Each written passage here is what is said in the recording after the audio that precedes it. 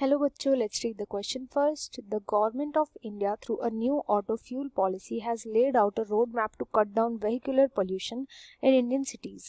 More stringent norms for fuels means steadily reducing the sulfur dioxide content in diesel and petrol, sulfur content in petrol and diesel, aromatic content in diesel और aromatic content in diesel. हमें बताना है इनमें से कौन से correctly बताया गया है. तो यहाँ पे जो की कॉन्सेप्ट यूज किया जाएगा वो होगा ऑटोमोबाइल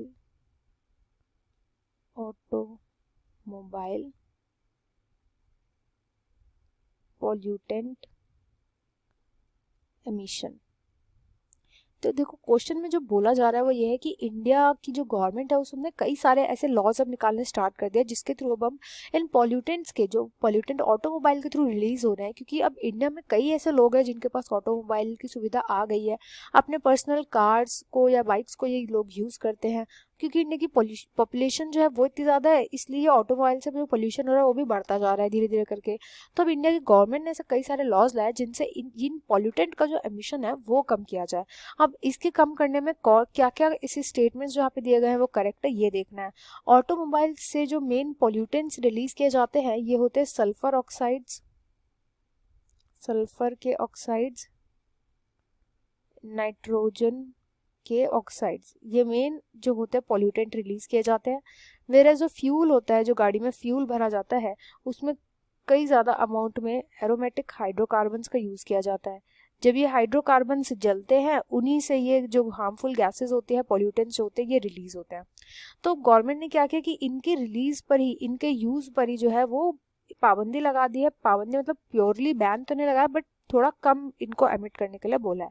तो व्हीकल्स को बोला गया कि जो भी सल्फर का एमिशन है, जैसे ये हम यूरो नॉर्म्स 3 के बेसिस पे बात कर रहे हैं, यूरो नॉर्म्स 3 के बेसिस पर कि जो सल्फर का एमिशन है जो पेट्रोल में होना चाहिए ये होना चाहिए अराउंड 150 पार्टिकल्स पर मिलियन में या पार्ट्स पर मिलियन में.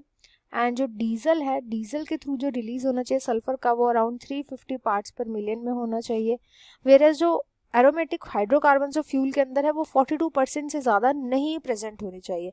तो ऐसे कुछ नॉर्म्स जो है हमारे इंडिया में भी लाए गए थे, यही नॉर्म्स, और इनको यूज़ किया जा रहा है ताकि ऑटोमोबाइल से जो पॉल्यूटेंट्स रिलीज होते हैं इनको कम किया जा सके. अब यहाँ पे जो बी स्टेटमेंट है यानी sulphur content in petrol and diesel, तो ये हमने यहाँ पे देखा कि येस ये अमेंड किया गया. एंड एरोमेटिक कंटेंट जो है डीजल के अंदर इसको भी अमेंड किया गया. तो यहाँ पे जो राइट आंसर हो जाएगा वो होगा ऑप्शन 3 बी एंड डी.